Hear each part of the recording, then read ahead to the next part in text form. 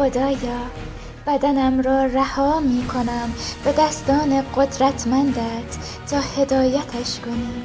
درست مثل قاصدکی که رها در آسمان به رقص در می آید و هدایت می شود، مثل تک تک قطرات باران که راهشان را می دانند و بر زمین خشک می بارند. درست مثل امواج دریا که مانند یک عاشق حتی برای بی نهایت بار به ساحل بر می گردند. مثل کرم ابریشمی که اعتماد به تو را یاد گرفته و زیر سایه همین اعتماد منتظر می ماند و خود را در سکوت و تاریکی رها می کند.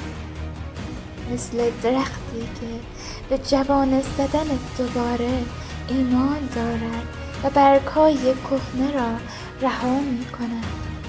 مثل پرنده‌ای که آواز شادی سر می دهد چون می داند که روزی رسانش کسی جز خدا نیست.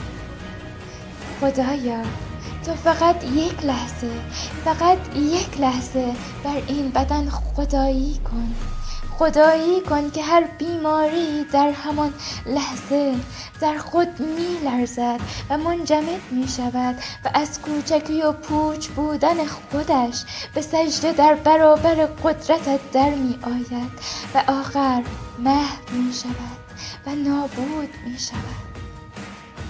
معبودم تو برایم خدایی کن که پس از آن دگر از هیچ چیز نمی ترسم و پرجرأت به هر نیروی شری خواهم گفت قرار نیست با من بجنگی. هر کسی که می خواهد من را شکست دهد باید اول با خدایم بجنگد. و چه کسی می تواند خدایم را شکست دهد؟ خدایا تو با منی و در رگ‌هایم جریان داری. من خدایی دارم شکست ناپذیر بی‌نظیر. و چه کسی و چه چیزی می تواند ادعا کند که می تواند خدایم را شکست دهد؟